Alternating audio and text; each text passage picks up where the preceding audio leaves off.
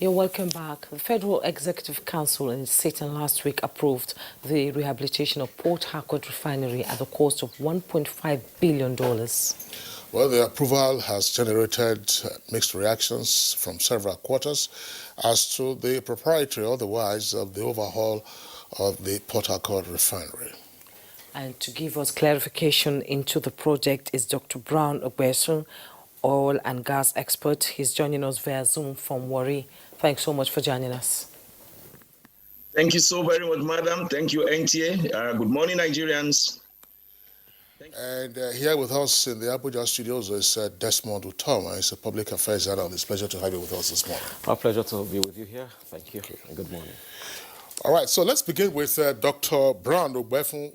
Well, of course, you are aware of the heated debate generated by the announcement of the proposed rehabilitation of the Port Harcourt refinery at a cost of some $1.5 billion US. Are the reactions warranted in terms of those who have said, look, don't do this, or those who have said, no, we must do it?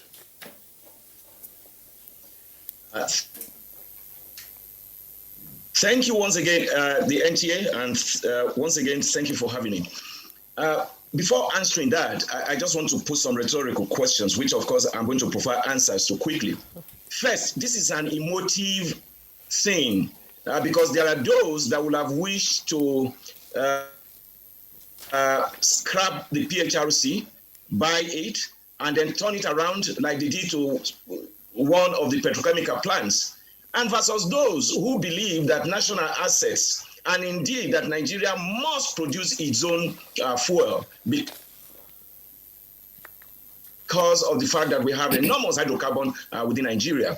So two, the 1.5 billion, yes, it looks so big, but by the time we take on these discussions, we find out that when you have a refinery of about 210,000 barrels, refining capacity per day, and you want to build a new one, you are going to be sourcing for close to about $10 billion US. So we're going to juxtapose that maybe as we continue, like I said. And this 1.5 billion naira dollars, I don't think it is just coming from the federal government's pocket. It is going to be sourced, and that is how business should be done. Third, I believe that if the NMBC had been an autonomous body with a private entity cap like other multinationals, the NMBC would ordinarily have gone to source for his own funds. All right? And then nobody today will question Shell, Chevron, Mobil, how they get their funds. So if the NMPC is a truly commercialized entity, it will have been able to source for its funds, do its own business, and nobody is going to question that. Therefore, let me again say that the future of the hydrocarbon industry in this country lies in the quick passage of the PIB, right?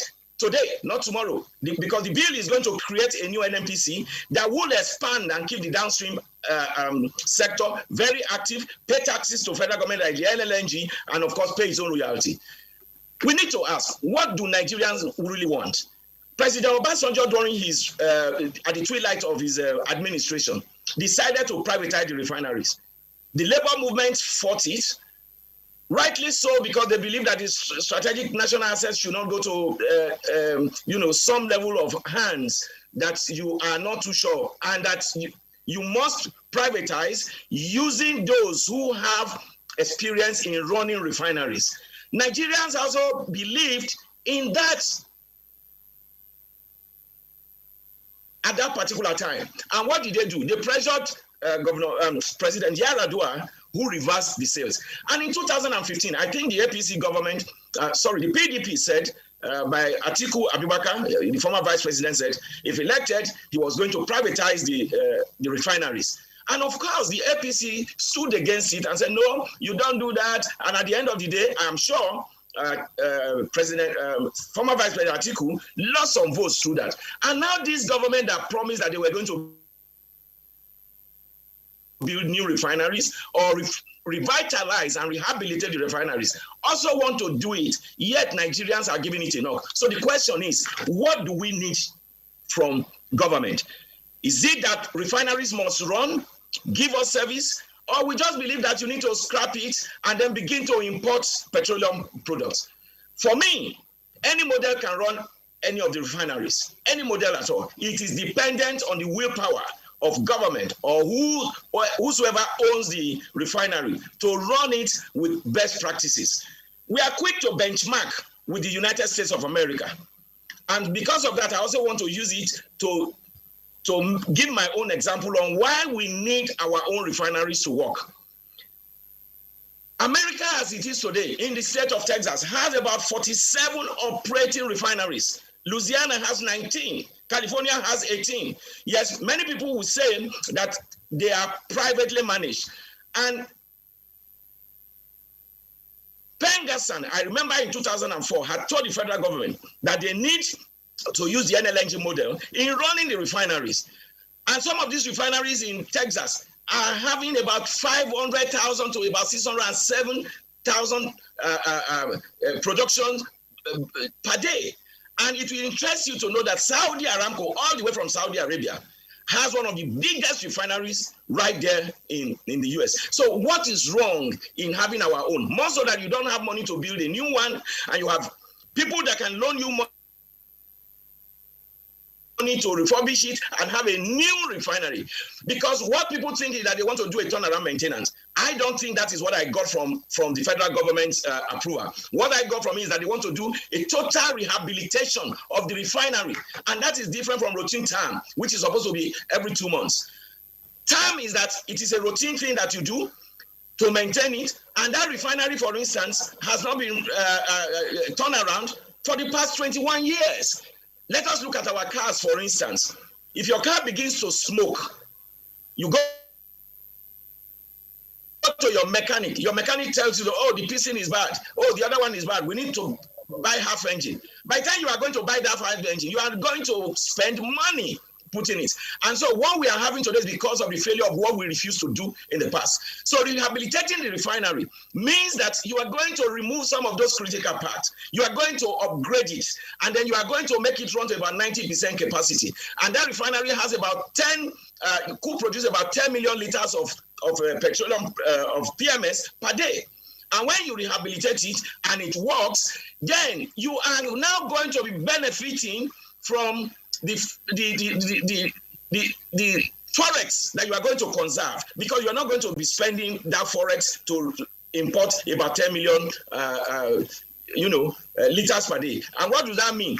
It also means that most of the mega filling stations that you have in and around Nigeria could easily be serviced. And that has been the saving grace of most Nigerians, even when you have fuel scarcity. Dr. Brown, thank you so much. We now have to come back to the studio because we're sort of running out of time. Desmond, yeah. Dr. Brown has sort of painted a picture that most Nigerians are not, likely to like, because the knock on this project is that so much money has been put into rehabilitation of these refineries and nothing has happened. We've had oil boom from oil boom up. Some Nigerians are even saying this shouldn't have happened in the first place. So what are the dynamics, and, the economics of the rehabilitation and building new refineries if we have to do that? Yeah, I think Dr. Brown has already laid a solid foundation with regards to the economics. If you look at it, if you have to build a new refinery, definitely you're going to spend so much money. All right, the cheapest is out there for about 230,000 barrels per day capacity, like we saw in Brazil, is about $12 billion. So if you are to build a refinery here, so you have to start thinking about budgeting about $12 billion as against the $1.5 billion. The question is, do you have the money? And if you don't have the money, so you go for the cheaper option, which is rehabilitation. And from what the minister has said and what I was made to understand, this rehabilitation is not just the regular turnaround maintenance. It is a comprehensive overhaul of the refinery. That at the end of the day, you are almost likely going to have a brand new refinery. So I think that is cost effective if you must look at it from that perspective. If you also look at it, what are the benefits of having these refineries to work as against just selling it off? One, if you have to sell it off, you probably might be selling it off as scrap because it's currently not functional. So you don't just go to the market, you want to dispose something that is not working. So you probably will have to put it in a better shape before you can start thinking of selling it off. People who want to buy it will now price it better than it were. Again, if we don't fix it, if we don't, and we are unable to sell it, Nigerians are subjected to all of the challenges of buying fuel at a high price. We know what it is. Only very few, few weeks ago, we talked about the landing cost, about 212 naira. And we saw the uproar in the country that Nigerians can't pay that kind of money from the 165 naira that it is currently. That is because of the landing cost of petroleum products. So we need to refine our products back home. So how do we start doing this? We have to fix our refinery.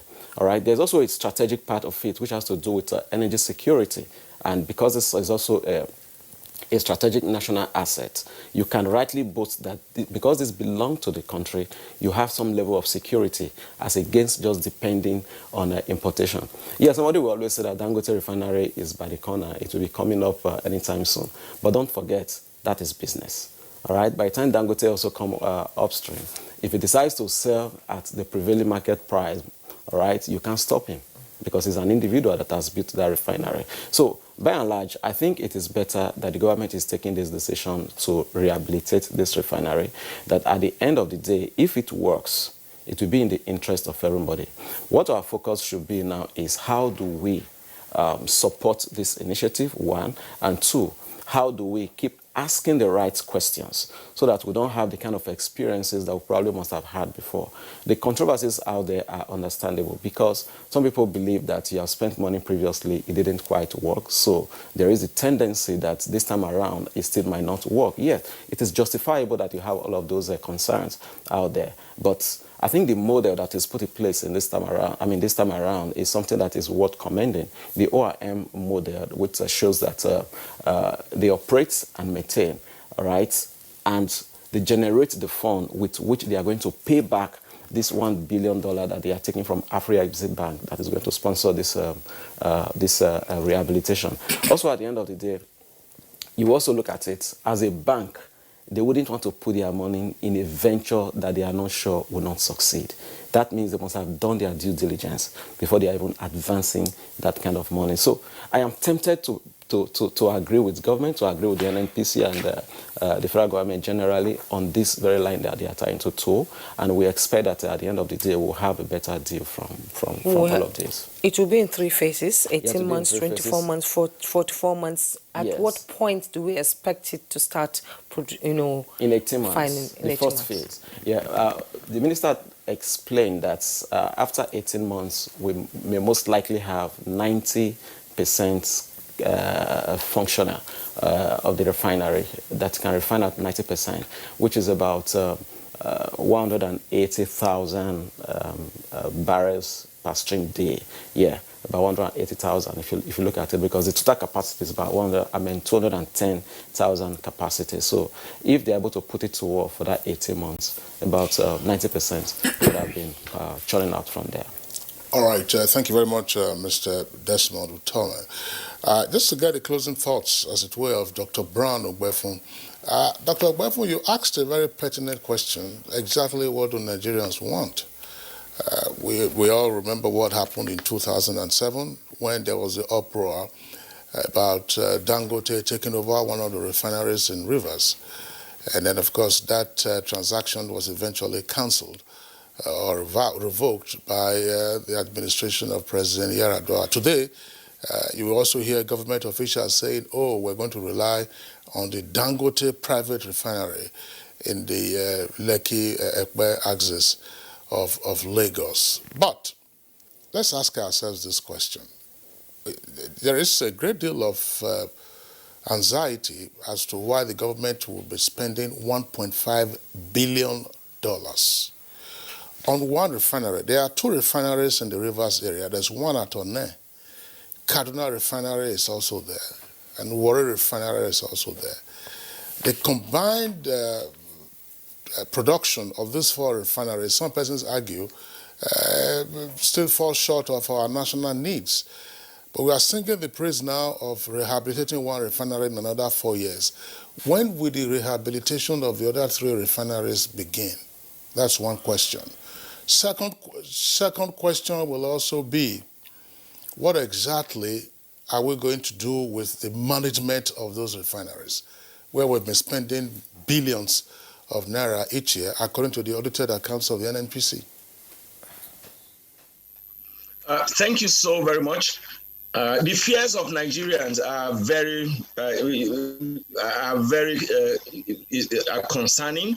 It is true that certain things didn't go well the way we would have loved it to be in the past as a nation.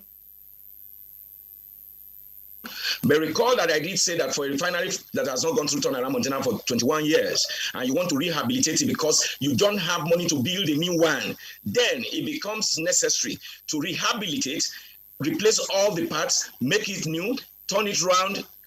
I don't think they are saying that it's going to be in the next 4 years, really. I know that that's the completion for the final phase, but at least in 18 months, I thought what I had was that in 18 months, it's going to, get to about 90% of its optimum capacity. Having said that, and with the two questions that we have asked, if you want to start building a new refinery of between 250,000 to 500,000 barrels per day, for instance, you need about 5 to 7 years, all right, to complete it. And I want to tell you sincerely that building about 250,000 barrels will cost you close to about $10 billion US. We are talking of the two refineries in Port Harcourt, and you are having about combined capacity of about 210,000 barrels. So if you are liters, so if you are able to bring it to life, it means that Nigerians will have that economies of scale. Now, you talked about Dangote refinery, for instance. It's a good thing for Nigeria, but what I need to say is that we need more refineries. I just gave some numbers of what happens in some states where you have about 47 refineries. We need more to make Nigeria the hub of activities for hydrocarbon industry within the sub-region. Now, what does it mean for Nigeria? It will help us to cut the importation of petroleum products, lay foundation for co-location principles, for instance, all right, that will help other small value chain plants to begin to come up within the presence of the Port Harcourt refinery. Okay, thank you so much. We're actually running out of time. We're on borrowed time now. Thank you, Dr. Brown Ogbeifun, oil and gas expert. He joined us via Zoom from Warri. Thank you so much for your input. Desmond Utome, public affairs analyst. Thank you so much for your contribution this morning. Thank you for having me. And that's Good Morning Nigeria for today. Do join us again tomorrow for another edition. I am Juma Yusuf. And I'm Kingsley.